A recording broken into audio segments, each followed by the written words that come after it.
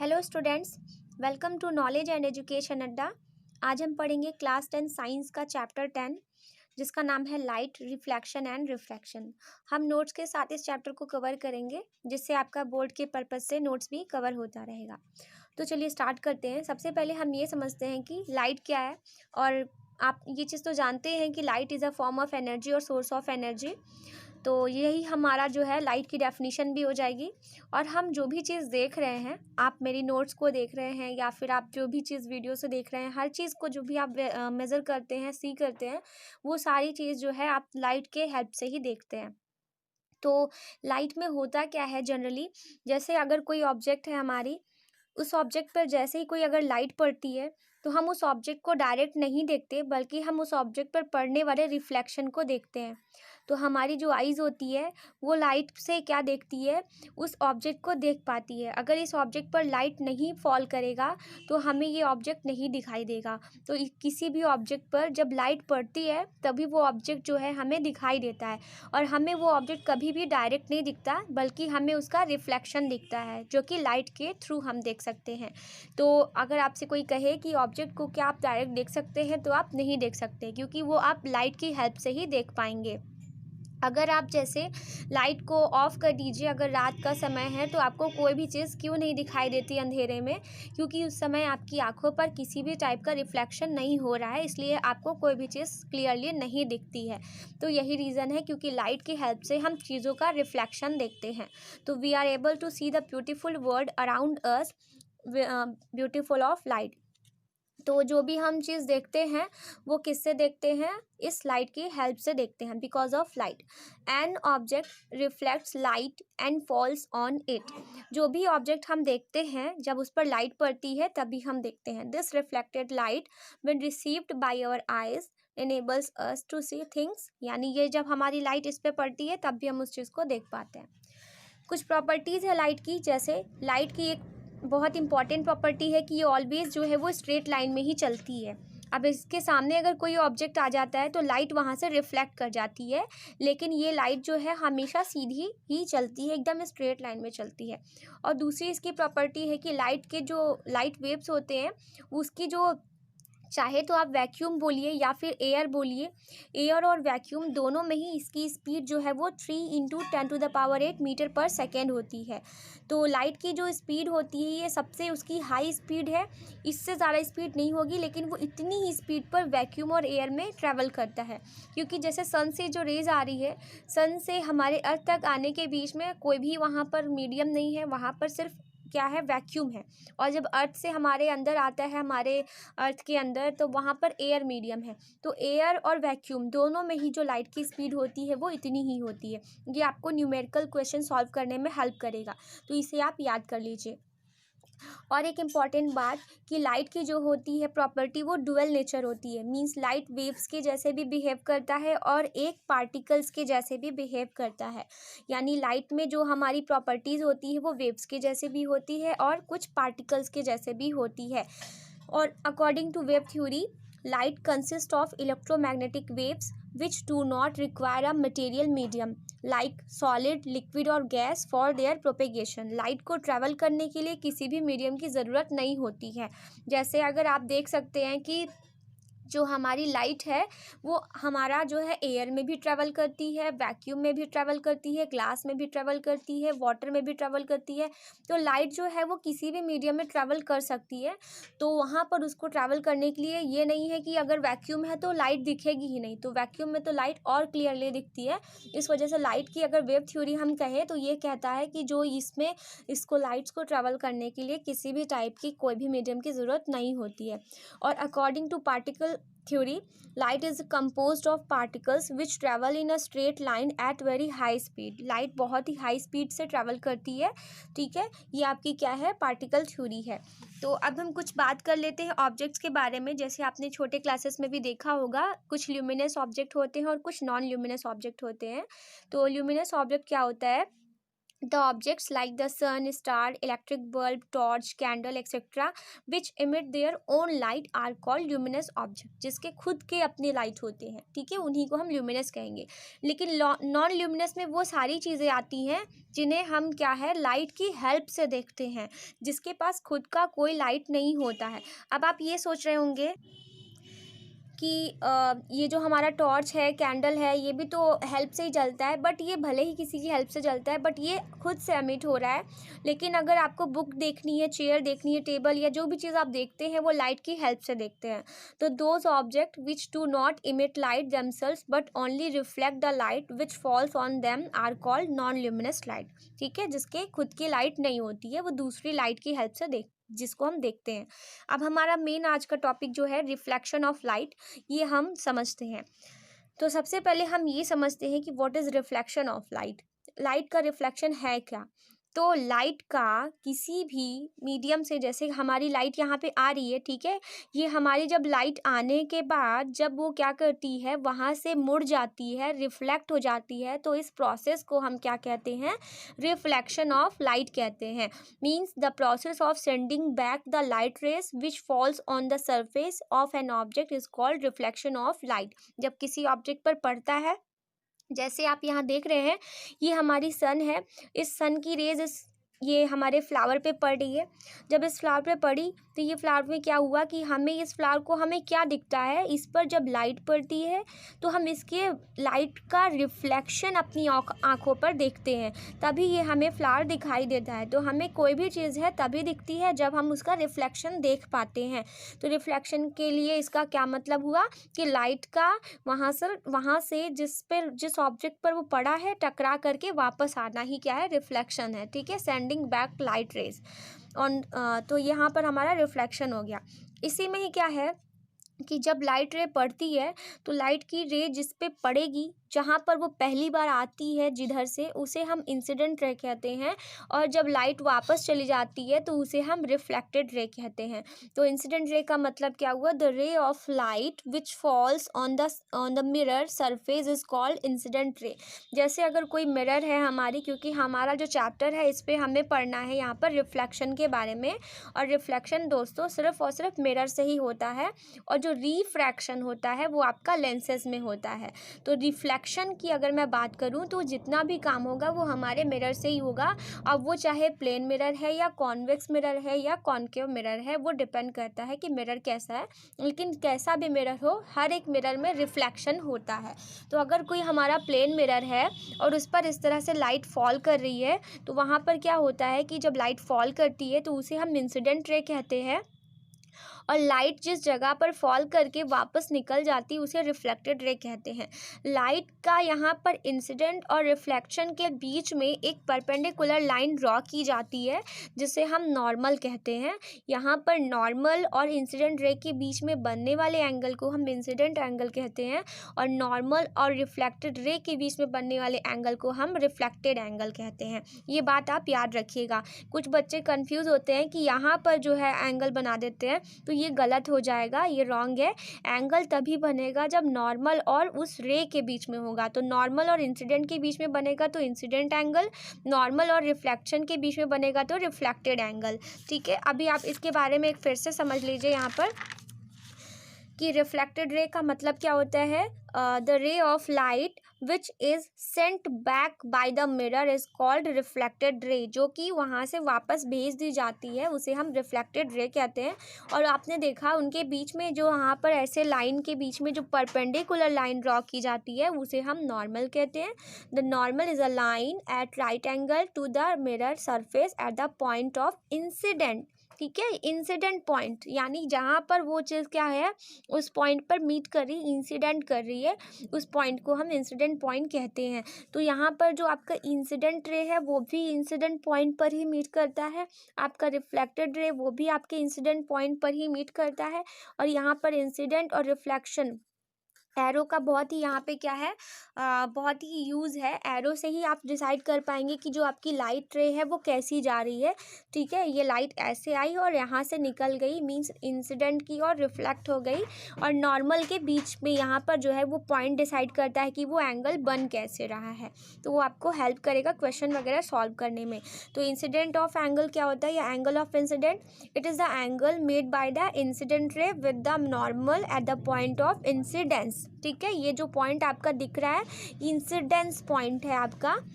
And angle of reflection क्या होता है, it is the angle made by the reflected ray with the normal at the point of incidence. ठीक है, ये भी उसी से ही है। और एक चीज़ और, अगर आपका जो है इस टाइप का जैसे रे बन रहा है, ठीक है, यहाँ पर अगर एक क्वेश्चन आपका कुछ इस टाइप से आता है, जैसे मान लीजिए कि एक रे हमारी ऐसे थी और यहाँ पर क्या हुई, ये नॉर्मल पर हमारी रे गई है और यहाँ पर हमारी इंसिडेंट रे और ये रिफ्लेक्टेड रे है। ठीक है, हमें अगर क्वेश्चन में ये एंगल दिया है तो हमसे कह रहा है कि आप यहाँ पर एंगल ऑफ इंसिडेंट और एंगल ऑफ रिफ्लेक्शन फाइंड करके बताइए।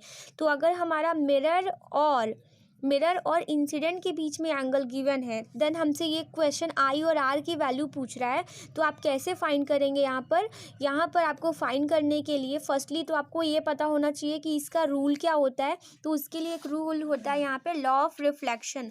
लॉ ऑफ रिफ्लेक्शन ये कहता है कि the angle of reflection is always equal to the angle of incidence, means angle I is equal to angle R. ये आपका रूल है। ठीक है, यानी अगर आपने आई की वैल्यू फाइंड कर ली है, देन आपको वो आर की वैल्यू भी सेम वही रखेंगे। तो यहाँ पर आपका क्वेश्चन में जैसे ये आपने देखा कि आपसे आई और आर का क्वेश्चन पूछा जा रहा है, तो आप क्या करेंगे, पहले तो आपको पता है कि नॉर्मल जो है वो आपका परपेंडिकुलर रे है तो वो 90 डिग्री बनाता है। तो अगर ये 90 डिग्री बना रहा है और 30 दिया है, तो 90 में से आप 30 को सब्सट्रैक्ट करेंगे तो आपका 60 डिग्री जो बचेगा वही आपका एंगल ऑफ इंसिडेंस होगा, और देन यही इक्वल होगा आपका एंगल ऑफ रिफ्लेक्शन के। तो यहाँ पर जो एंगल आई है आपका वो 60 डिग्री है, और यही आपका क्या होगा, एंगल ऑफ रिफ्लेक्शन भी हो जाएगा। तो ऐसा क्वेश्चन अगर आप आएगा तो आप कर लेंगे। ठीक है, नेक्स्ट क्वेश्चन, नेक्स्ट आपका यहाँ पे क्या है, सेकेंड रूल। तो आपका ये क्वेश्चन हो सकता है पूछ लिया जाए बोर्ड में कि डिफाइन लॉ ऑफ रिफ्लेक्शन। ठीक है, वैसे रिफ्लेक्शन से नहीं, रिफ्रैक्शन वाला ज़्यादा इंपॉर्टेंट लॉ है, वो पेपर में आपके लगभग पूछा ही जाता है बोर्ड एग्जाम में। बट ये भी आप लॉ समझ लीजिए, क्योंकि यहाँ से आपको ये कॉन्सेप्ट क्लियर होगा। तो फर्स्टली आपने फर्स्ट लॉ देखा कि angle of incidence is always equal to angle of reflection. And second आपका रूल कहता है क्या, the incident ray, the reflected ray and the normal all lie in the same plane at the point of incidence। Means यहाँ पर question में second law कहता है कि आपका जो इंसिडेंट रे है, यानी जो रे यहाँ से गई है और ये जो यहाँ पर गई है और बीच में जो नॉर्मल है, ये सभी क्या होते हैं, एक ही प्लेन में होते हैं और एक ही पॉइंट पर इंसिडेंट करते हैं। ठीक है, ये जो एक ही प्लेन में है, कोई दूसरा प्लेन चेंज नहीं हुआ है यहाँ पे, ये आपका सेकेंड रूल है। फर्स्ट रूल है angle I is equal to angle R, और सेकेंड रूल है कि इंसिडेंट रे, रिफ्लेक्टेड रे और नॉर्मल तीनों एक ही प्लेन पर होते हैं, they are lie in the same plane. ठीक है, तो ये आपके रूल से आपको याद रखना पड़ेगा। देन आप यहाँ पे अब पढ़ते हैं थोड़ा सा हम लोग प्लेन मिरर के बारे में। जो मिरर आप लोग घर पे यूज़ करते हैं, जिस पर आप अपना चेहरा देखते हैं, वो सभी क्या है, प्लेन मिरर है। तो प्लेन मिरर में क्या होता है कि image formed by the plane mirror is always virtual and erect, यानी कि आप जो भी मिरर में जो भी अपना इमेज देखते हैं वो क्या होता है, आपका वर्चुअल होता है और इरेक्ट होता है। वर्चुअल और इरेक्ट का मतलब क्या होता है, वर्चुअल का मतलब जो आप चेहरा अपना देखते हैं शीशे पे, वो आपका जो है वो आपका रियल फेस नहीं है, मतलब वो आप नहीं है बल्कि आपकी इमेज होती है, तो इस वजह से वो वर्चुअल है। लेकिन आप जब भी शीशे में अपना चेहरा देखते हैं तो आपको एकदम सीधा सीधा दिखता है, यानी आप जो देख रहे हैं तो आपका जो आँख है वो आपकी आँख के जगह पे, मीन्स सर और पैर उल्टा नहीं हो जाता बल्कि सीधा सीधा ही रहता है, तो उसे हम इरेक्ट कहते हैं। इरेक्ट का मतलब होता है सीधा। तो आप जो भी इमेज देखते हैं प्लेन मिरर में वो कैसी होती है, वर्चुअल और इरेक्ट होती है। और साथ में ही जो वहाँ पर क्या होता है कि साइज़ भी जो होता है वो इक्वल होता है, यानी अगर आप मिरर में 5 सेंटीमीटर के डिस्टेंस पर अपनी इमेज देख रहे हैं, तो अगर आप यहाँ पर हैं तो इमेज भी यहाँ पे 5 सेंटीमीटर के डिस्टेंस पर ही फॉर्म होती है, तो सेम इक्वल साइज़ का बनता है। और एक और बात, जो आपका इसमें प्लेन मिरर होता है, The image formed in a plane mirror is at the same distance behind the mirror as the object is in the front of the mirror। ये तो वही पॉइंट हो गया कि सेम डिस्टेंस पे होती है, और यहाँ पर जो इमेज बनती है वो लैटरली इन्वर्टेड होते हैं। अगर आपने अपना चेहरा शीशा पर देखा होगा तो आप देखते होंगे कि जो आपका राइट वाला हिस्सा है वो आपका इसमें लेफ्ट दिखता है, जो आपका लेफ्ट वाला हिस्सा है वो इसमें राइट दिखता है। यानी यहाँ पर क्या है कि ये लैटरली इन्वर्टेड होते हैं। तो ये वर्ड्स आप याद रखिएगा। लैटरली इन्वर्टेड का मतलब होता है कि राइट का लेफ्ट और लेफ्ट का राइट, और वर्चुअल का मतलब ऐसा इमेज जो रियल नहीं होता। इरेक्ट का मतलब होता है सीधा। ठीक है, इसका यूज़ कहाँ पर है? वैसे तो आप जानते ही हैं कि प्लेन मिरर का यूज़ कहाँ करते हैं। फर्स्टली यूज़ तो आप भी जानते हैं, use to see ourselves, हम अपने आप को देखने के लिए करते हैं। And use inside the wall of the certain shops, कुछ शॉप्स में भी यहाँ पर लगा दिया जाता है उनकी दीवारों पर। और यूज इन मेकिंग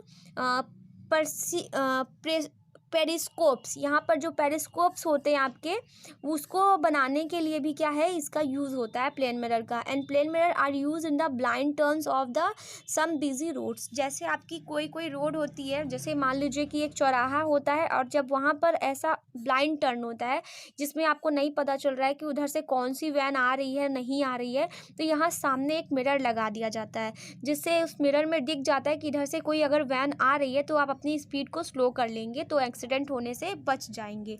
तो यही इसलिए यहाँ पर क्या होता है, जब ब्लाइंड टर्न होता है तब वहाँ पर ये प्लेन मिरर लगाया जाता है। ठीक है, ये सड़कों पर लगता है, रोड्स पर लगता है, वैन में नहीं होता ये मिरर जो है जिसे ब्लाइंड टर्न है वहाँ पर रोड पर लगा रहेगा कि ऐसे उसकी इमेज बन जाएगी और सामने वाला उसको देख लेगा। तो इस तरह से ये हमारा प्लेन मिरर ख़त्म होता है। अब हम यहाँ पर मेन पढ़ने वाले हैं स्फेरिकल मिरर्स के बारे में। तो दोस्तों, ये जो प्लेन मिरर होता है वो सीधा सीधा रहता है। ठीक है, अब आपको पढ़ना है ऐसा मिरर जो कि क्या हो, मुड़ा हो, यानी कर्व्ड हो। तो reflection of light from curved surfaces. Curved surface जैसे कि या तो वो कॉनकेव मिरर हो सकता है या फिर कॉन्वेक्स मिरर हो सकता है। तो कॉनकेव मिरर और कॉन्वेक्स मिरर को मिक्स करेंगे तो स्फेरिकल मिरर इनको कहा जाता है, यानी कि जो स्फेयर का कटा हुआ हिस्सा होता है। तो इसके बारे में चलिए पढ़ते हैं। सबसे पहले यहाँ पर हम देखते हैं कि स्फेरिकल मिरर की डेफिनेशन क्या होगी। तो अ spherical mirror is that mirror whose reflecting surface is the part of hollow sphere of glass। ठीक है, किसी hollow sphere ग्लास का पार्ट होता है उसका मिरर का हिस्सा। सच mirror whose reflecting surfaces are spherical are called spherical mirrors। तो ऐसे मिरर जिसका रिफ्लेक्टिंग सरफेस जो है वो प्लेन ना होकर के क्या होगा, स्फेयर के जैसे होगा। वो या तो ऐसा होगा, ठीक है, या फिर हो सकता है कि ऐसा हो। ये ऐसा मतलब जिस पर क्या हो कि एक पोर्शन उस पर कलर्ड कर दिया जाए। ठीक है, तो अब यहाँ पे पहले कॉनकेव मिरर के बारे में देखते हैं। तो a concave mirror is that spherical mirror in which the reflection of light takes place as the concave surface। यहाँ पर देखिए आपको एक पॉइंट मिल रहा है कॉनकेव। केव का मतलब ऐसा पोर्शन जो कि क्या हो, अंदर से केव के जैसा हो। ठीक है, गुफा के जैसा हो। तो जैसे मिरर में क्या होगा कि उसका जो बाहर वाला हिस्सा होता है वो कलर कर दिया जाता है और अंदर वाला पोर्शन जो होता है उस पर लाइट फॉल करती है। तो आपने जैसे प्लेन मिरर भी देखा होगा तो उसका एक हिस्सा जो है वो कलर हो जाता है और दूसरा हिस्सा जो होता है वो उस पर हम अपना फेस देखते हैं। तो सारे मिरर की वही क्वालिटी है, वो कॉनकेव हो या स्फेरिकल हो या फिर वो कॉन्वेक्स हो, जैसा भी हो, लेकिन उसमें क्या होगा, जिस साइड पे कलर किया जाएगा उसके अपोजिट वाले डायरेक्शन में ही क्या देखेंगे, हम उस पर इमेज देखेंगे। तो यहाँ पर जो होगा वो कॉनकेव मिरर में जो इमेज बनेगी वो यहाँ पर जो लाइट फॉल करेगी वो आपके इस केव वाले हिस्से पे करेगी। ठीक है, जस्ट अपोजिट कॉन्वेक्स वाले में क्या होता है, लाइट जो भी फॉल करेगी वो उसके इस वाले हिस्से पे करती है, ये वाले पोर्शन पे करेगी।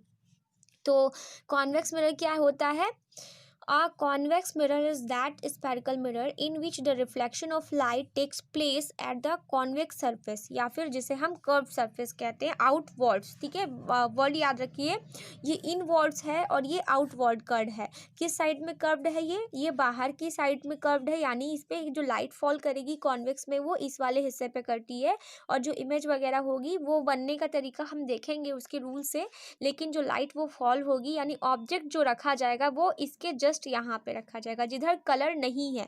ठीक है, इसको मैं अगर ऐसे बना दूँ और इधर साइड में कलर कर दूँ तो भी ये भी कॉन्वेक्स मिरर ही है। आप कंफ्यूज मत होइए, चाहे वो कैसे भी बनाए बुक में या फिर आपके कहीं भी इमेज में बना हो, तो आप बस ये देखिए कि उसके किस पोर्शन में कलर है। केव वाले में कलर है, अगर उसका केव वाला हिस्सा कलर्ड है जैसे यहाँ और यहाँ है, दैट मीन्स कि वो कॉन्वेक्स मिरर है। और अगर उसके केव वाले हिस्से में कलर नहीं है तो इसका मतलब है कि वो कॉनकेव मिरर है। तो अगर इस मिरर को हम ऐसे रख दें और इसके किस वाले पे, इस वाले हिस्से पे कलर कर दे, तो ध्यान से देखिए तो केव वाला हिस्सा क्या है, खाली है, इस पर कलर नहीं है, यानी लाइट जो फॉल होगी वो इस पर होगी और इस पर लाइट जो होगी वो इस पर फॉल होगी। सेम ऐसे यहाँ इसका कॉन्वेक्स जो है, इस पर जो लाइट फॉल होगी वो इसके आउटवर्ड साइड में होगी, यानी जिस पे कलर नहीं है, और यहाँ पर भी इसी पे फॉल होगी। तो चाहे आप ऐसे बनाइए या ऐसे बनाइए, जब ऑब्जेक्ट रखा जाएगा तो उधर ही रखेंगे जिधर कलर नहीं है। ठीक, क्योंकि प्लेन मिरर में भी आप देखते हैं कि चेहरा आप उधर ही देखते हैं जहाँ पर आपकी इमेज बन रही है। ठीक, आपको उसके कलर वाले हिस्से पे नहीं जाना है। कलर उसका एक पोर्शन कलर इसलिए किया जाता है ताकि जो लाइट हो वो पूरी तरह से लगभग जो हो वो रिफ्लेक्ट हो जाए और अच्छी इमेज बने। ठीक है, तो अब यहाँ पे देखते हैं some important terms of spherical mirror. कुछ इसमें बहुत ज़रूरी पॉइंट्स हैं जिससे आपको पता चलेगा कि मिरर में क्या क्या चीज़ें होती हैं। तो स्फेरिकल मिरर में कुछ टर्म्स होते हैं, जैसे एक मिरर जो होता है हमारा, यहाँ पर पहले आप समझ लीजिए, फिर इसके बारे में हम जो है इसके लिखने का मेथड, यानी कि आपको नोट तो मिल ही जाएगा, बट पहले आप समझ लीजिए कि ये अगर ये जो मिरर होता है, ठीक है, अगर मैं पहले कॉनकेव की बात करूँ तो यहाँ पर जो मिरर होता है वो किसी का मिरर का बीच में एक जरूर यहाँ पर क्या होगा, पॉइंट होगा, सेंटर पॉइंट होगा। तो उस मिरर में जो सेंटर पॉइंट होता है उसे हम पोल कहते हैं। ठीक है, इसे हम पोल ऑफ मिरर कहते हैं। और यहाँ पर जो मिरर होती है, क्योंकि ये अगर इस मिरर को आप बहुत ऐसे घुमा करके बनाएंगे जब, तो यहाँ पर एक तरह का ये क्या बनाएगी हमारा, ये एक तरह का जो रही होगी एक स्फेयर रहा होगा। ठीक है, जैसे ये स्फेयर है, स्फेयर का एक सेंटर रहा होगा। तो सेंटर जो रहता है वो एक, क्योंकि एक स्फेयर का पार्ट है, इस वजह से इसको हम बोलते हैं सेंटर ऑफ कर्वेचर। तो यहाँ पर ये सेंटर ऑफ कर्वेचर है और यहाँ पर ये पोल है, और पोल और सेंटर और कर्वेचर के बीच में जस्ट एकदम मिडल पॉइंट पे यहाँ पर इमेज जहाँ पे फोकस करती है उसे हम फोकस पॉइंट कहते हैं या प्रिंसिपल फोकस कहते हैं। और सबको रिप्रेजेंट करने का तरीका देखिए, पोल को कैपिटल P से रिप्रेजेंट करते हैं, सेंटर ऑफ कर्वेचर को कैपिटल C से, और यहाँ फोकस को कैपिटल F से रिप्रेजेंट करते हैं। पोल और फोकस के बीच के डिस्टेंस को हम फोकल लेंथ कहते हैं और स्मॉल एफ से रिप्रेजेंट करते हैं। और सेंटर ऑफ कर्वेचर ऑफ पोल के बीच के डिस्टेंस को हम रेडियस ऑफ कर्वेचर कहते हैं या रेडियस कहते हैं और कैपिटल R से रिप्रेजेंट करते हैं। सिमिलरली आपका कॉन्वेक्स मिरर जो है, क्योंकि ये भी एक क्या रहा होगा, एक मिरर ही रहा होगा, मीन्स एक स्फेयर रहा होगा। तो स्फेयर में भी क्या होता है, जैसे ये है वैसे ये भी है। तो इसमें क्या है कि यहाँ पर जो होगा, जो भी इसका सेंटर ऑफ कर्वेचर होगा वो यहीं, भले ही कलर उसके इस वाले हिस्से पे कर दिया गया हो, लेकिन जो स्फेयर बना होगा वो यहीं से बना होगा। आप इसका बाहर वाले में स्फेयर का पोर्शन नहीं ले जा सकते। तो यहाँ पर जो सेंटर ऑफ कर्वेचर होगा वो इसके कलर्ड वाले हिस्से के साइड होगा। तो यहाँ पर सेंटर ऑफ कर्वेचर यहाँ होगा, इसमें जो पोल होगा वो इस वाले पोर्शन पे होगा, और पोल और सी के बीच में जो होगा वो फोकस होगा, और फोकस और पोल के डिस्टेंस को फोकल लेंथ कहते हैं, और पोल और सेंटर ऑफ कर्वेचर के बीच के डिस्टेंस को हम यहाँ पर रेडियस ऑफ कर्वेचर कहते हैं। और यहाँ पर जो इनके बीच की जो लाइन होती है उसे हम प्रिंसिपल एक्सिस कहते हैं। और ऐसे ही जिस लाइन पर सेंटर ऑफ कर्वेचर, पोल और फोकस होता है उसे हम प्रिंसिपल एक्सिस कहते हैं। जैसे यहाँ है वैसे ही वहाँ भी है। ठीक है, बस वो बनाने का तरीका है। तो अब यहाँ पर चलिए एक एक चीज़ों के बारे में हम क्या करते हैं, थोड़ा सा उसके नोट्स भी देख लेते हैं। तो सेंटर ऑफ कर्वेचर की अगर आप डेफिनीशन देखेंगे तो क्या आपको मिलेगा, the reflecting surface of a spherical mirror forms a part of a sphere. This sphere has a center. This point is called the center of curvature of a spherical mirror and represented by C. ठीक है, ये जो reflecting surface होता है mirror का वो sphere का ही part होता है, इसीलिए हम यहाँ पर इसको सेंटर कहते हैं, और मिरर के अकॉर्डिंग उसे हम सेंटर ऑफ कर्वेचर कहते हैं और सी से रिप्रेजेंट करते हैं। एक नोट करने वाली पॉइंट है कि जो centre of curvature of a concave mirror is in the front of it, यानी जो आपका कॉन्केव मिरर है उसमें जो आपने सी देखा है वो उसके सामने ही होती है, ठीक है, उसके फ्रंट पे ही होती है, जबकि the centre of curvature of a convex mirror is behind of it.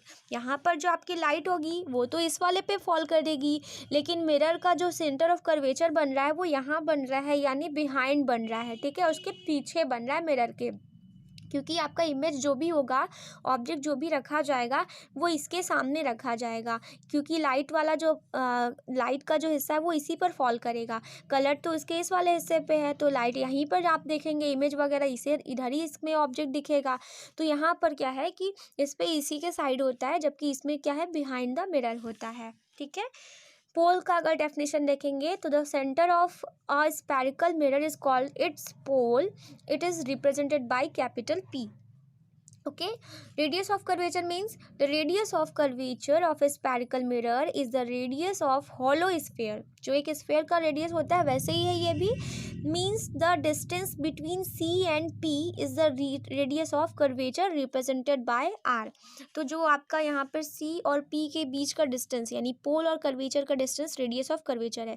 एक बहुत ज़रूरी बात कि ये जो आपका सेंटर ऑफ कर्वेचर है, ठीक है, और जो पोल है, जितनी डिस्टेंस पोल और फोकस की होगी, आप जब मेज़र करेंगे ना, जब इमेज अभी बनाएंगे तो आप एकदम एग्जैक्ट रखेंगे। अगर 2 सेंटीमीटर पे आप ये रख रहे हैं पोल और फोकस को, तो जस्ट नाप करके स्केल से ही आप 2 सेंटीमीटर पे ही क्या करेंगे, इसको भी बनाएंगे, ठीक है। अगर 2 सेंटीमीटर पे ये है आपका, तो 2 सेंटीमीटर पे ही आपका ये वाला भी होना चाहिए, ठीक है। तो यहाँ पर जो डिस्टेंस होगी वो एकदम फिक्स होनी चाहिए। और सेम यहाँ पर भी जो आपका, अगर आप 2 सेंटीमीटर पे ये ले रहे हैं यहाँ पोल और फोकस को, तो 2 सेंटीमीटर पे ही आपका फोकस और सेंटर ऑफ कर्वेचर भी होना चाहिए। दोनों के डिस्टेंस अगर आपने थोड़ी भी चेंज कर दी तो आपका जो इमेज बनेगा वो एग्जैक्ट आप नहीं बना पाएंगे। तो और एक चीज़ आपको यहाँ पे और भी दिख रही होगी कि जो आपका रेडियस है वो पूरा पूरा है, ठीक, और आपका पोल मीन्स यहाँ पे आधा है। तो अगर आप ध्यान से देखें तो ये आपका जो पूरा पूरा रेडियस है, यानी डिस्टेंस, तो ये हाफ हाफ हो गई, तो ये भी आपका एफ है और ये भी आपका एफ है। तो अगर आप रेडियस को काउंट करेंगे तो क्या आएगा, 2f आएगा, ठीक है। सेम ऐसे यहाँ पे भी जो आपका रेडियस आएगा वो कितना होगा, 2f होगा, यानी radius of curvature is equal to the twice of focal length, इसके ट्वाइस के बराबर है। आप देख सकते हैं 2 गुना होती है, 2 गुना, ये 2f, ये f और f को 2f, ठीक है। और ऐसे आप यहाँ से f की वैल्यू फाइंड करेंगे तो क्या आएगा, r/2। तो अगर यहाँ से आप फोकल लेंथ की डिस्टेंस निकालेंगे तो ये r/2 ये भी है और r/2 ये भी है, ऐसे यहाँ पर भी होगा। तो अगर आपको न्यूमेरिकल में ये क्वेश्चन आएगा तो आप सॉल्व कर लेंगे। अभी हम सॉल्व भी करेंगे क्वेश्चन एनसीईआरटी के, तो क्लियर हो जाएगा। प्रिंसिपल एक्सिस क्या होते हैं, a straight line passing through the pole and the center of curvature of a spherical mirror is called principal axis। principal axis means एक ऐसी लाइन जो आपके क्या करती है, पास करती है यहाँ पर पोल और सेंटर कर्वेचर के बीच से, मीन्स उनको मिलाते हुए, उसको हम प्रिंसिपल एक्सिस कहते हैं। इन सभी का आप स्क्रीनशॉट ले लीजिए ताकि आप जो है इन सब का नोट्स भी अच्छे से बना सकें, ठीक है दोस्तों। तो यहाँ पर आप इसका स्क्रीनशॉट ले सकते हैं। तो चलिए नेक्स्ट पढ़ते हैं।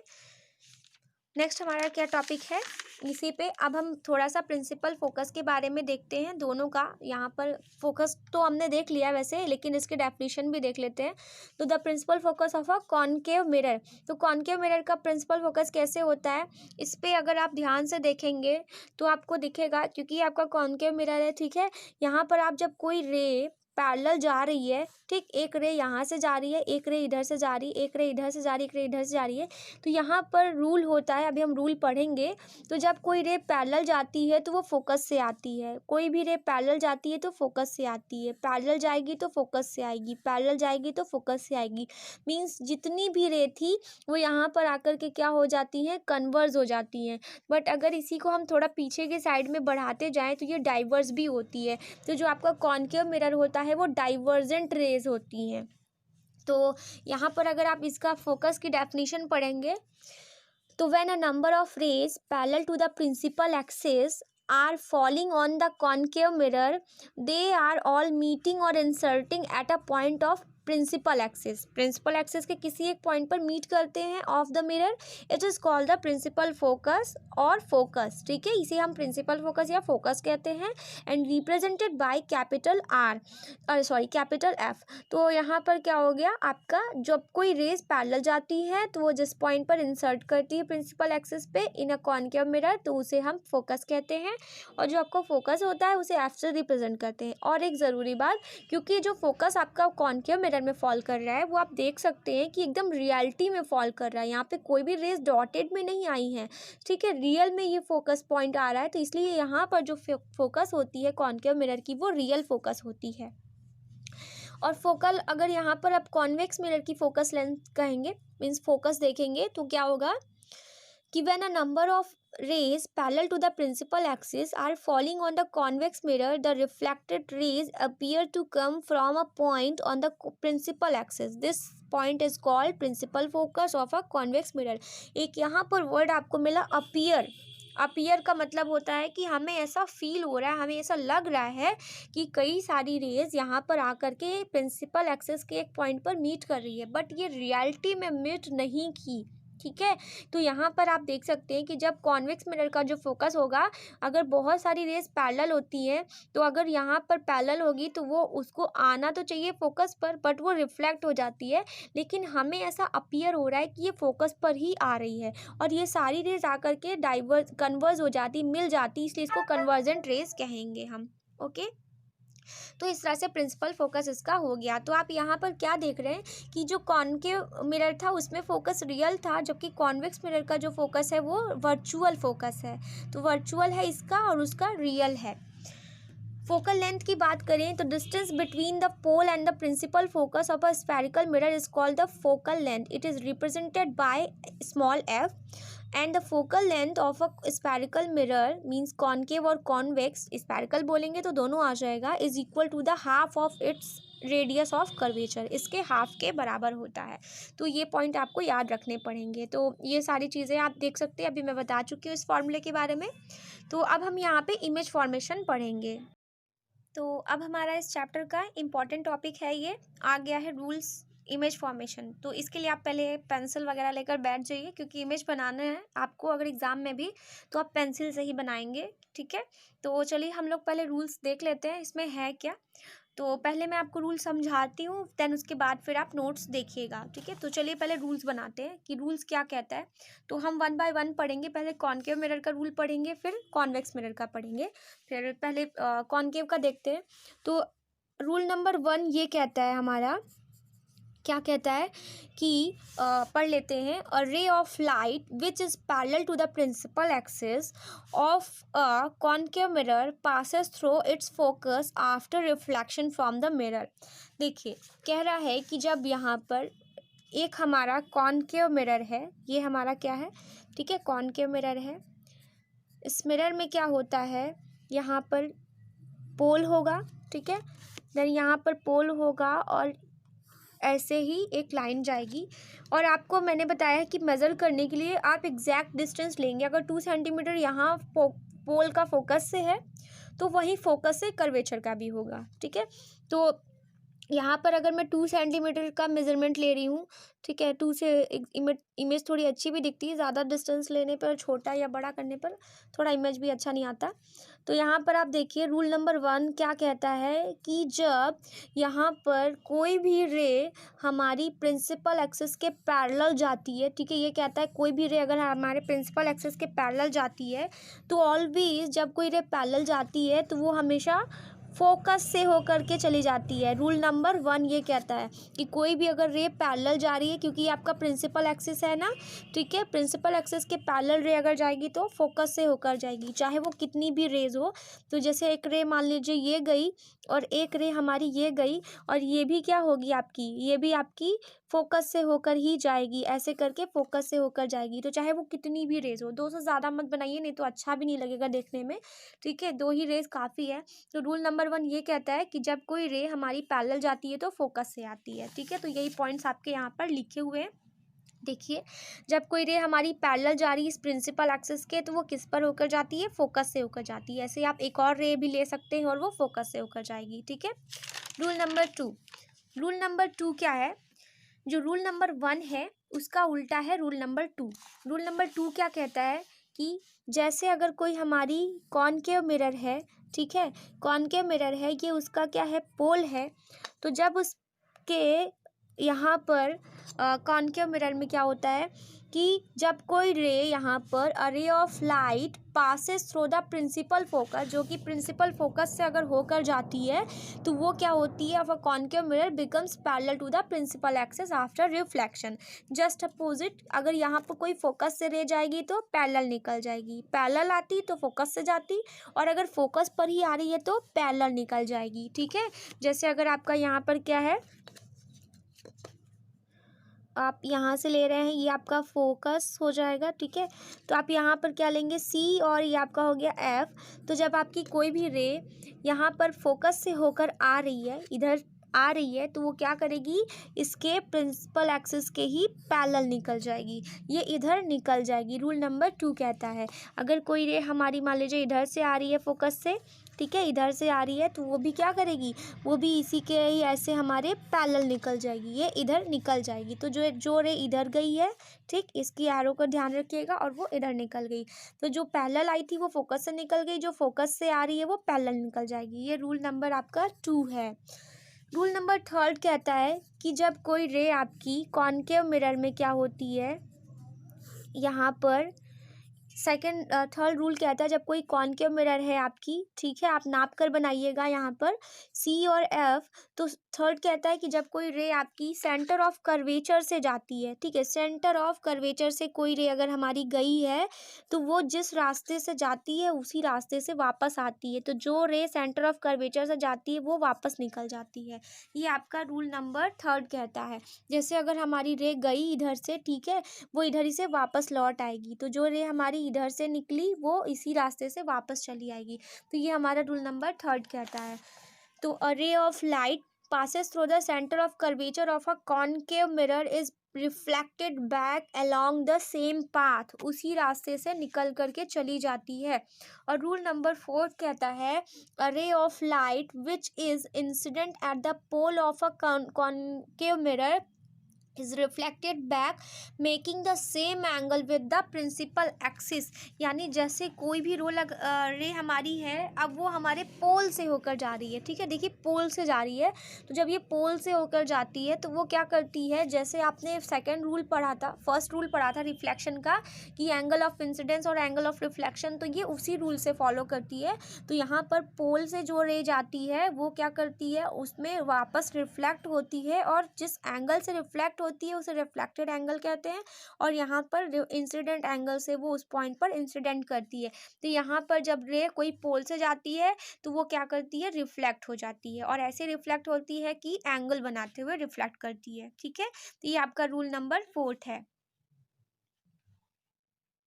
जैसे अगर मान लीजिए ये आपका कॉनकेव मिरर है, ये एफ और ये सी, तो अगर हमारी कोई रे ऐसे करके क्या हुई, आई, ठीक है, कोई भी रे हमारी इंसिडेंट कर रही है, तो वो जिस पॉइंट पर एंगल पे कर रही है देन उतने ही एंगल पर वो क्या हो जाएगी, यहाँ से रिफ्लेक्ट हो जाएगी, तो वो क्या करेगी, रिफ्लेक्ट हो जाएगी। ठीक है, तो ये हमारा 4th रूल कहता है। अब आपने ये जो चारों रूल्स पढ़ लिए हैं, इसी रूल का यूज़ करके अब आप पढ़ेंगे ऑब्जेक्ट का इमेज फॉर्मेशन। जैसे आप देखते हैं कि कोई ऑब्जेक्ट आपको छोटी दिखेगी, बड़ी दिखेगी, बहुत बड़े साइज की दिखेगी, और वहाँ या तो हो सकता है कि वो पॉइंट साइज की इमेज बने, ठीक है, सीधी बनेगी कि उल्टी बनेगी, ये इमेज के ऊपर डिपेंड करता है कि वो हमारा मिरर कैसा इमेज बना रहा है। ठीक है, तो इसी को हम कहते हैं image formation of a concave mirror. तो यहाँ पर पहले आपको ये चारों रूल्स याद रहेंगे, तभी आप इन हथियारों का यूज़ करके आप इमेज बनाएंगे। ठीक है, ये आपका एक तरह का हथियार है। तो रूल नंबर 1 आपने देखा कि पैरेलल जाएगी तो एक्सिस से निकल जाएगी, एफ से निकल जाएगी, और अगर एफ पर जाएगी तो पैरेलल गुजर जाएगी, सी पर जाएगी तो सी से ही वापस आ जाएगी, और पोल से जाएगी तो रिफ्लेक्ट हो जाएगी। बस ये आपके रूल्स हैं। तो चलिए इमेज बनाते हैं इनके। तो चलिए पढ़ते हैं इमेज फॉर्मेशन। इमेज फॉर्मेशन की 6 कंडीशन है कॉनकेव मिरर के लिए। तो फर्स्ट कंडीशन आपका ये है कि when the object is placed at infinity, जब कोई ऑब्जेक्ट बहुत दूर इन्फिनिटी पर रखा है तो वो हमारी जो इमेज ये जो हमारी मिरर है वो कैसी इमेज बनाएगी।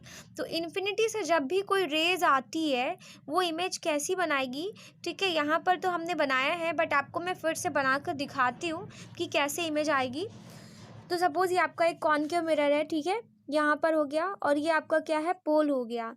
तो पोल हो गया है, और देन यहाँ पर आप एक लाइन खींच करके फिर उसके बाद यहाँ पर आपका ये सी और ये एफ, देन आप यहाँ पर जब बनाएंगे कि आपकी बहुत दूर ऑब्जेक्ट रखी है, when object placed at infinity, तो इन्फिनिटी पे जब कोई ऑब्जेक्ट आपकी रखी है, जैसे मान लीजिए आप कुछ भी देख रहे हैं तो बहुत दूर रखी हुई है, तो इन्फिनिटी से जब कोई ऑब्जेक्ट रखी होती है, तो जब वो, याद रखिए, जब इन्फिनिटी से कोई भी ऑब्जेक्ट आता है तो वो क्या होता है, पैरेलल होता है, ठीक है। जैसे हमारा जो रेज आएगा वो पैरेलल आएगा, जब भी रेज आएगी इन्फिनिटी से वो पैरेलल रेज आती हैं, ऑलवेज पैरेलल आती है।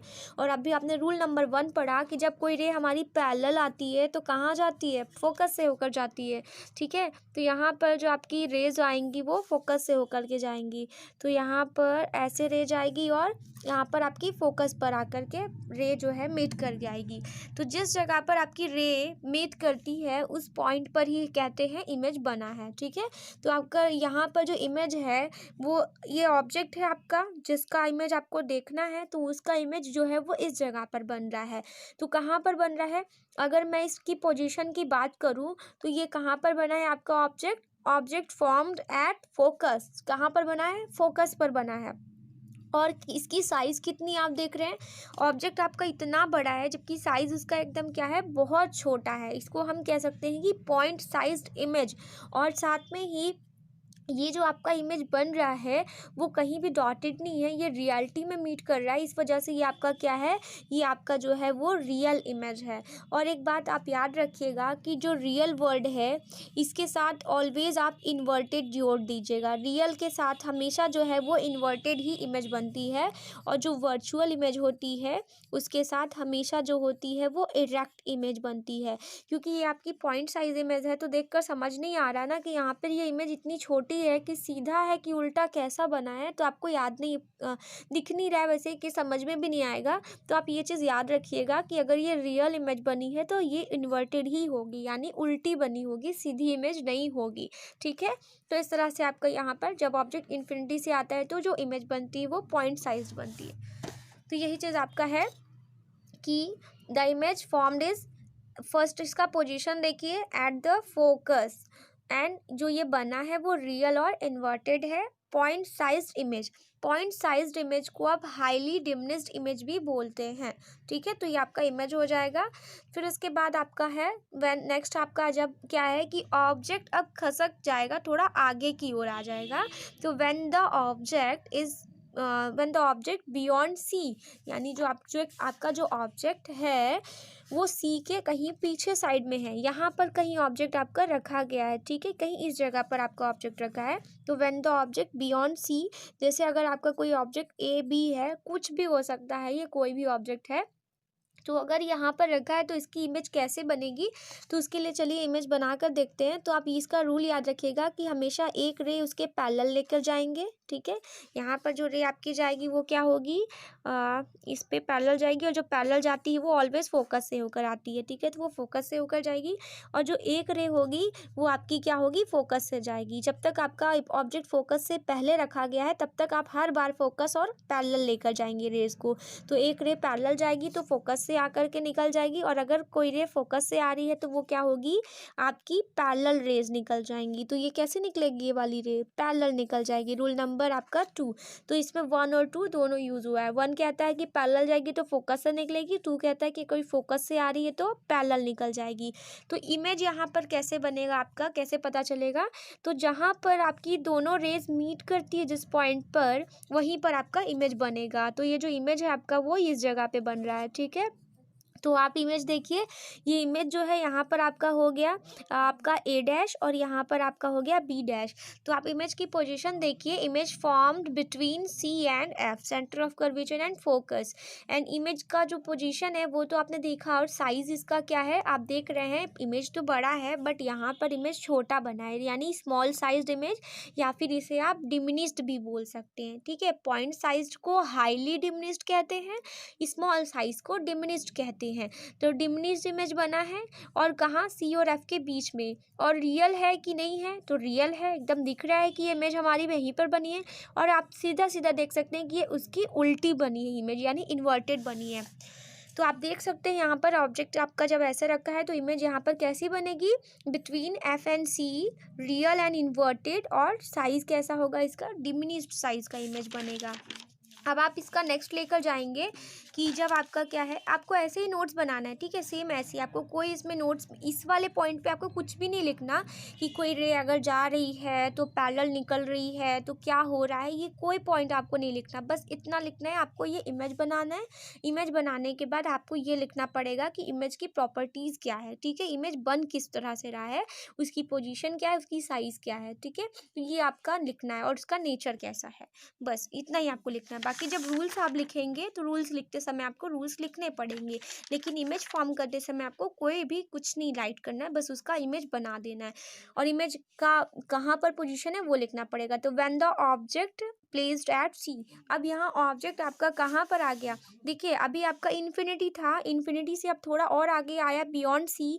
अब आपका ऑब्जेक्ट जो है एग्जैक्टली सी पर आ गया, ठीक है। आपका यहाँ पर जो सी वाला इमेज है वो इस जगह पे फॉर्म कर गया। तो जब सी पे कोई इमेज जाती है, मीन्स ऑब्जेक्ट है ये आपका, ठीक है, सी से निकल रहा है, यहाँ पर आपका कोई ऑब्जेक्ट ए और बी रखा गया है और सी से कोई इमेज आपके ऑब्जेक्ट का इमेज बनाना है, तो क्या होगा, सबसे पहले ये आपकी पैरेलल जाएगी, ठीक है। पैरेलल जो जाती है आपने देखा वो ऑलवेज क्या होती है, फोकस से होकर जाती है, ठीक है। देन सेकेंड रूल आपका ये कहता है कि एक रे आप जो है इसके फोकस से होकर लेकर जाइए। तो यहाँ पर आप इसके फोकस से होकर एक रे लेकर जाएंगे। तो जब आप फोकस से लेकर जाएंगे तो जो इमेज आपकी बनेगी, इसको बनाने में आपको थोड़ा सा प्रॉब्लम आ सकती है, ये वाला पॉइंट आपको बनाने में, ठीक है। एक काम करिए, इस ऑब्जेक्ट को थोड़ा आप छोटा कर लीजिए। तो आप यहाँ पे क्या करेंगे, थोड़ा ऑब्जेक्ट छोटा रखेंगे तो आपको प्रॉब्लम नहीं होगी, ठीक है। देन आप यहाँ पे देखिए कि अब एक रे आपकी क्या है, पैरेलल जा रही है, ठीक है। जब कोई रे पैरेलल जाती है तो वो फोकस से होकर आती है, और एक रे आपकी जो है वो आपकी कहाँ जाएगी, फोकस से होकर जाएगी। और जो रे फोकस से होकर जाती है वो कहाँ जाती है आपकी, पैरेलल निकल जाती है। तो यहाँ की आप पैरेलल निकाल दीजिए। तो ये जो ऑब्जेक्ट है आपका वो यहाँ बन रहा है, एग्जैक्टली आप देखेंगे, बनाएंगे वैसे अच्छे से उस पर मेजर करके, तो ये सी पर ही बनेगा आपका इमेज, ठीक है। यहाँ पर जो सी है, यानी कि जो ऑब्जेक्ट आपका बन रहा है ये आपका ए बी ऑब्जेक्ट है, और यहाँ पे आपका बनेगा ए डैश, ठीक है, ए डैश बनेगा और यहाँ बी डैश बनेगा। तो जो ऑब्जेक्ट आपका जब सी पर होता है तो एकदम सेम साइज़ का इमेज बनता है। तो इसकी आप पोजीशन देखेंगे तो आपका क्या होगा, एकदम वही जो है यहाँ पर इमेज फॉर्म्ड एट सी। और इसके अलावा जो आपका इमेज का जो साइज़ है वो सेम साइज़ इमेज बनेगा। और यहाँ पर आप देख रहे हैं ये उल्टा है, इसलिए ये इन्वर्टेड है और साथ में ये रियल भी है। तो जब आपका सी पर ऑब्जेक्ट होता है तो इमेज कैसी बनती है, आपकी रियल और इन्वर्टेड बनती है और एकदम सेम साइज़ की बनती है। आप याद रखिए, देखते जाइए, ऐसे ऑब्जेक्ट इन्फिनिटी से आ रहा था तो छोटा था, फिर सी के पीछे रखा हमने बियॉन्ड सी तो थोड़ा बड़ा हुआ, यानी कि ऑब्जेक्ट से छोटा था बट उससे बड़ा आया, ठीक है, यानी इमेज जो है पॉइंट से बड़ा हो गया। अब जब हमने सी पर ऑब्जेक्ट रखा तो इमेज भी हमारी एग्जैक्टली उसी सेम साइज़ की है। देन अब हम थोड़ा आगे बढ़ते हैं, जब ऑब्जेक्ट आपका सी और एफ के बीच में होता है, तो जब आपका ऑब्जेक्ट सी और एफ के बीच में होता है तो आप क्या देखेंगे कि आपकी जो पोजीशन होगी वो क्या होगी, इमेज की वो आगे निकल जाएगी और इस ऑब्जेक्ट से जो है वो काफ़ी बड़े साइज़ का इमेज बनेगा। तो यहाँ पर जो आपकी पोजीशन है इमेज की वो कहाँ बनेगी, बियॉन्ड सी, ओके। सी के किधर साइड में बनी है, यहाँ पर आगे। और यहाँ पर जो है ये इन्वर्टेड है और रियल है, बट साइज़ इसका क्या है, लार्ज या फिर मैग्नीफाइड आपका साइज़ का इमेज बन रहा है, ठीक है। तो इस वाले इमेज को भी चलिए बना लेते हैं एक बार हम लोग। तो कैसे बनाएंगे कि सबसे पहले यहाँ पर आपका एक ऑब्जेक्ट है, यहाँ पर रखा गया है, ठीक है, सी और एफ के बीच में रखा है।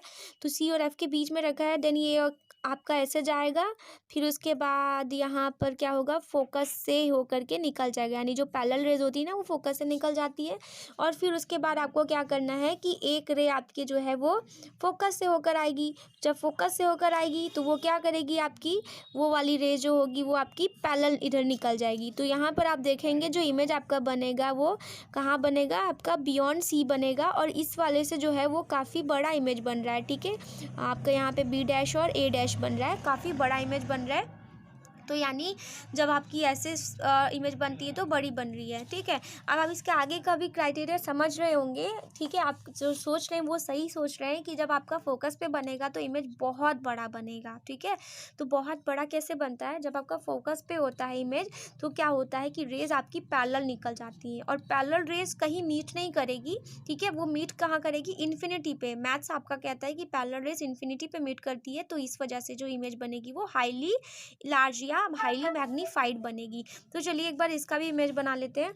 तो आपका क्या है कि जब ऑब्जेक्ट ही आपका फोकस पर रख दिया गया, ठीक है, ऑब्जेक्ट आपका जब फोकस पे ही रख दिया गया, तब आप यहाँ पर एक रे तो आप निकाल सकते हैं, ठीक है। वो तो आप पैरेलल लेके जा सकते हैं, फोकस से होने के बाद यहाँ पर ऐसे करके पैरेलल आप रेज निकाल सकते हैं। लेकिन अब आप दूसरी रे जो है वो फोकस से नहीं गुजार सकते, ठीक है। वो पॉसिबल नहीं है कि आपकी फोकस से होकर जाए। तो आप दूसरी रे किधर से लेकर जाएंगे, आप तो अपने सेंटर ऑफ कर्वेचर से लेकर जाएंगे। तो जो दूसरी रे होगी वो आपकी सी से होके जाएगी। तो आप देख रहे हैं कि जो रेज आ रही है वो पैरेलल रेज आ रही है, और पैरेलल रेज तो वैसे कहीं मीट नहीं करती है, बट ये आपका साइंस कहता है या मैथ्स कहता है कि पैरेलल रेज जो है वो इन्फिनिटी पे मीट करती है। तो जो आपका इमेज बनेगा वो बहुत बड़ा बनेगा, जिससे तो काफ़ी बड़ा, ठीक है। तो हाईली मैग्नीफाइड, और कहाँ बनेगा, object formed at infinity. Size उसकी जो होगी हाईली मैग्नीफाइड, रियल और इन्वर्टेड नीचे बनेगा, ठीक है। तो इस तरह से आपका जो है ये 5th पोजीशन आपकी कहती है। नेक्स्ट आपका जो लास्ट वाला पोजीशन है वो आपके लिए इम्पॉर्टेंट है। जब आपका ऑब्जेक्ट कहाँ पर F और P के बीच में आता है, तो इसको हम बना कर देखेंगे तो हमें ज़्यादा क्लियरली समझ में आएगा, है ना, ठीक है। चलिए तो बनाते हैं सबसे पहले, फिर उसके बाद समझेंगे। जब आपका ऑब्जेक्ट ही कहाँ पर रखा है, F और P के बीच में रखा है, तो आपका ऑब्जेक्ट सपोज ये आपका AB नाम का कोई ऑब्जेक्ट है, ठीक है। आप जानते हैं एक रे तो पैरेलल आप निकाल सकते हैं, ठीक है। वो पैरेलल रेज लेकर जाइए और उसको फोकस से होकर के गुजार दीजिए, तो ये फोकस से तो निकल जाएगी, लेकिन दूसरी रे आपकी फोकस से पॉसिबल नहीं है। तो आप एक रे लेकर जाइए, जो रूल नंबर 3 कहता है सी से लेकर जाएंगे, ठीक है। तो जो सी से रेज लेकर जाएंगे, तो आप यहाँ ऑब्जेक्ट है, ठीक है, ऑब्जेक्ट के पास से ही रेज निकलेगी। तो ऑब्जेक्ट के पास से रेज जब निकलेगी तो वो सी से होकर जाएगी। तो अब आप देख रहे हैं कि ये जो रे आपकी बन रही है वो कैसी बन रही है, डाइवर्जेंट बन रही है, ठीक। डाइवर्जेंट का मतलब फैल के बन रही है, ऐसे जा रही है रेस। जब ऐसे जा रही तो ये तो कभी जीवन में नहीं मिलेगी, ठीक है। ऐसे जाती तो फिर भी मिल जाती है, या पैरेलल रेस तो इन्फिनिटी पे मिल भी जाती है, लेकिन जो डाइवर्जेंट रेस होती है वो जीवन में नहीं मिलेगी। तो ये मिलेगी कब, फिर इमेज तो बनाना है ही हमको। तो उसको हम क्या करेंगे कि हम यहाँ पर जो ये हमारा ऑब्जेक्ट का जो रेस था उसे हम पीछे की ओर ले जाते हैं, ठीक है। यहाँ पर हम ले जाते हैं इसके पीछे साइड में। तो यहाँ पर आप देख रहे हैं ऑब्जेक्ट आपकी इस साइड में मीट कर रही है, यहाँ पर पीछे की साइड में मीट कर रही है। तो अब आप देख रहे हैं ऑब्जेक्ट आपका यहाँ पर जो ए बी है वो यहाँ पर A डैश B डैश बन रहा है, ठीक है। देख रहे हैं एकदम सीधा सीधा बन रहा है, यानी इससे तो बड़ा है जो कि आपका पहले से ऑब्जेक्ट रखा था, लेकिन ये आपका वर्चुअल इमेज है। और कहाँ फॉर्म कर रहा है आपका ऑब्जेक्ट, यहाँ पर बिहाइंड द मिरर, मिरर के पीछे बन रहा है। तो ये है आपका क्या 6 कंडीशन, जो कि इम्पॉर्टेंट है आपके लिए। तो आप देख रहे हैं जब कोई रेज हमारी क्या होती है कि F और P के बीच में होती है तो कैसी पोजीशन होती है, और image behind the mirror, virtual and erect बनता है, और लार्ज साइज और मैग्नीफाइड इमेज बनता है। तो इस तरह से जो है आपका यहाँ पर कॉनकेव मिरर से जो इमेज बना है वो क्लियर हो गया होगा। नेक्स्ट वीडियो में हम कॉन्वेक्स मिरर का इमेज पढ़ेंगे और इसके यूजेस पढ़ेंगे। तो आज के लिए इतना ही रखते हैं। Thank you so much for watching.